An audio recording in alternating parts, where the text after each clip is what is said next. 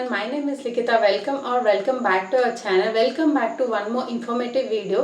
So ఈ వీడియోలో అయితే నేను కొన్ని ఇంపార్టెంట్ టాపిక్స్ గురించి డిస్కస్ చేయబోతున్నా. అవి ఏంటంటే అసలు ఫీజు రియంబర్స్మెంట్ అంటే ఏంటి, ఎవరికి వస్తుంది అండ్ ఎవరు ఎలిజిబుల్, అండ్ మనకి government college, private college, self finance కాలేజెస్కి ఎలా డిస్ట్రిబ్యూట్ చేస్తారు, అండ్ వీటితో పాటు మీకు లైక్ వెబ్ ఆప్షన్స్లో ఫ్రీజ్ అండ్ సేవ్ అనే ఆప్షన్స్ ఉంటాయి కదా, ఈ టూ మధ్య డిఫరెన్స్ ఏంటి అన్నది ఈ వీడియోలో చూద్దాం.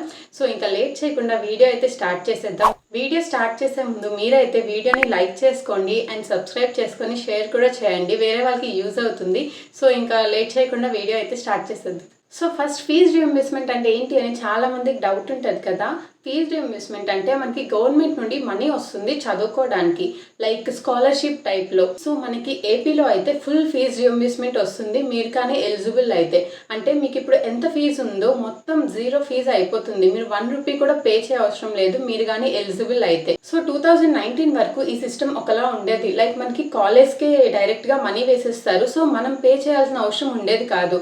బట్ 2020 to 2024 లైక్ నేను చదివిన టైంలో మనకైతే జేవిడి అనేది వచ్చింది, లైక్ అది కూడా ఫీజు రియంబర్స్మెంటే కానీ నేమ్ చేంజ్ అయింది. లైక్ ఫీజు రియంబర్స్మెంట్ నుండి జేవిడి అని, లైక్ జగనన్న విద్యా దీవెన అని అది చేంజ్ అయింది.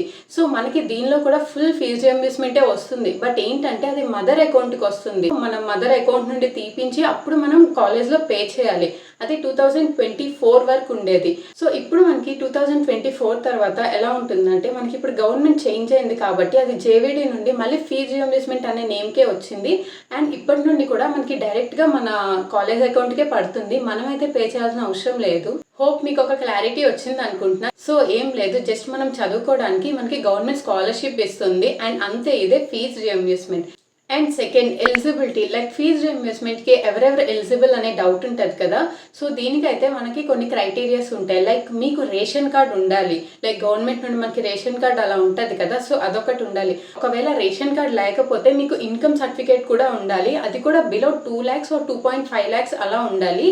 అండ్ దాంతోపాటు క్యాస్ట్ సర్టిఫికేట్ కూడా ఉండాలి.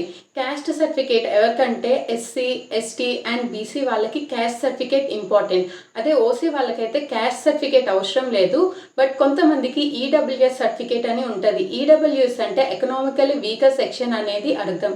సో మీకు ration card or income certificate and caste certificate for SC, ST and BC and EWS for OC students మీకు కానీ ఉంటే మీరైతే ఫీజు రియంబర్స్మెంట్కి ఎలిజిబుల్, లైక్ ఫుల్ ఫీజు రియంబర్స్మెంట్కి ఎలిజిబుల్. హోప్ మీకు ఎలిజిబిలిటీ పైన ఒక క్లారిటీ వచ్చింది అనుకుంటున్నా. అండ్ నెక్స్ట్ క్వశ్చన్, లైక్ మనకి ఎంత మనీ వస్తుంది, ఫుల్ ఫీజు వస్తుందా, మేము ప్రైవేట్ కాలేజ్లో చదవాలనుకుంటున్నాం, సెల్ఫ్ ఫైనాన్స్ కాలేజ్లో చదవాలనుకుంటున్నాం, ఫుల్ ఫీజు రియంబర్స్మెంట్ వస్తుందా అని కొంతమందికి డౌట్ ఉంటుంది. నేను 3 కేటగిరీస్గా చేసి చెప్తాను. మనకైతే ఫస్ట్ గవర్నమెంట్ కాలేజెస్ ఉంటాయి. ఫర్ ఎగ్జాంపుల్ గవర్నమెంట్ కాలేజ్కి ఇప్పుడు 10,000 ఫీజు ఉందనుకో ఎగ్జాంపుల్గా. సో గవర్నమెంట్ ఫీజు రియంబర్స్మెంట్ 10,000 మొత్తం మన అకౌంట్లోకి ఇస్తారు. సో గవర్నమెంట్ కాలేజెస్ అది. And next private colleges, for example private కాలేజ్లో 55,000 ఫీజు ఉంటే మీకు 55,000 మొత్తం ఇస్తారు మీరు ఎలిజిబుల్ అయితే.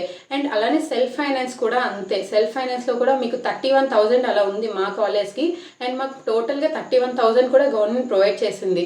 సో మీరు కానీ ఫీజు రియంబర్స్మెంట్లో ఎలిజిబుల్ అయితే మీకు ఫుల్ ఫీజు వస్తుంది, మీరు గవర్నమెంట్ అయినా ప్రైవేట్ అయినా సెల్ఫ్ ఫైనాన్స్ అయినా. అది లైక్ ఓన్లీ కాలేజ్ ఫీజు మాత్రమే మీకు ఫుల్ ఫీజు రియంబర్స్మెంట్ వస్తుంది, హాస్టల్ ఫీజు కాదు. కొంతమందికి డౌట్ ఉండొచ్చు మరి హాస్టల్ ఫీజు పరిస్థితి ఏంటి అని. అండ్ హాస్టల్ ఫీజుకి మనకైతే ఇయర్లీ 20,000, లైక్ జేవిడి అయితే మాకు 20,000 వచ్చేది, మరి ఇప్పుడు ఎంత వస్తుంది అన్నది నాకు క్లారిటీగా తెలియదు. కానీ ఫుల్ ఫీజు రియంబర్స్మెంట్ రాదు హాస్టల్కి, ఓన్లీ కాలేజ్కి ఫుల్ ఫీజు రియంబర్స్మెంట్ వస్తుంది.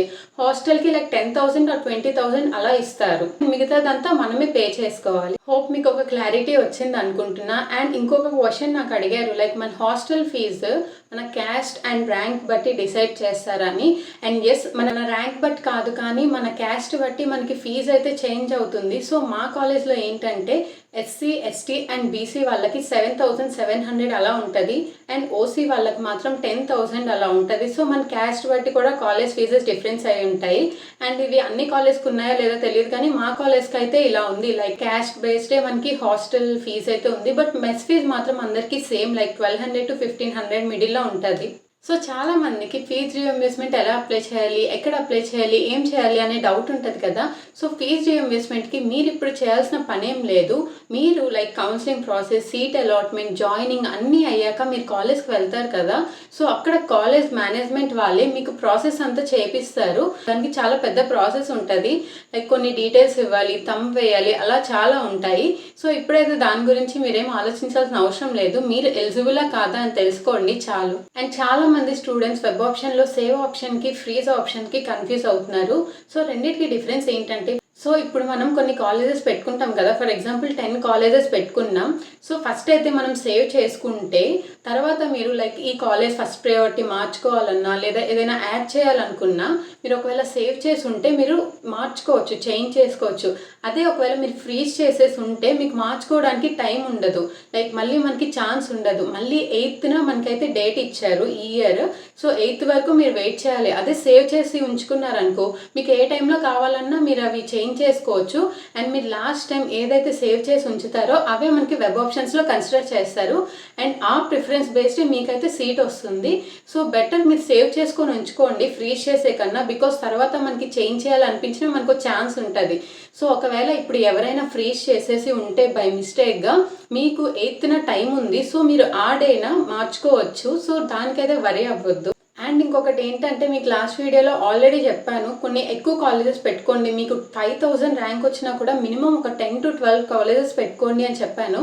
బట్ ఎవరో ఒక పర్సన్ అయితే 32K ర్యాంక్ వచ్చింది బట్ ఓన్లీ 3 కాలేజెసే పెట్టుకున్నారు. అలా ఎలా పెట్టుకుంటారు అసలు? మీ ర్యాంక్ కన్నా చాలా ఎక్కువ కాలేజెసే పెట్టుకోవాలి. బికాస్ 5000 ర్యాంక్ వచ్చిన వల్ల 10 కాలేజెస్ పెట్టుకుంటారు మినిమం. మీరు 30,000తో 3 కాలేజెస్ అంటే చాలా లైక్ మీకు అసలు సీటే రాదు. 1 year వేస్ట్ అయిపోద్ది ఇప్పుడు మీరు పెట్టుకోకపోతే.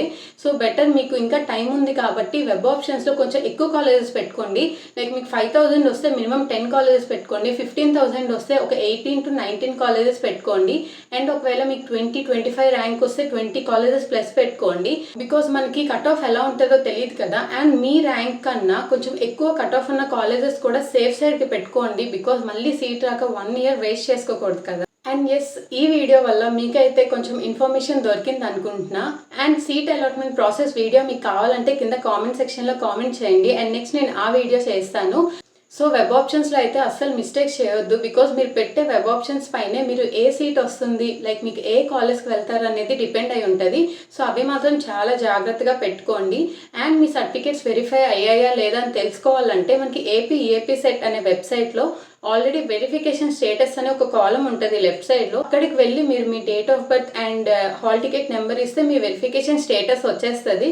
సో దానికైతే కంగారు పడొద్దు. అండ్ హోప్ మీరు వెబ్ ఆప్షన్స్ అన్ని కరెక్ట్గా పెట్టుకుంటారని అనుకుంటున్నా. సో ఇంకా మంచి వీడియోస్తో మళ్ళీ కలుద్దాం. Until then bye.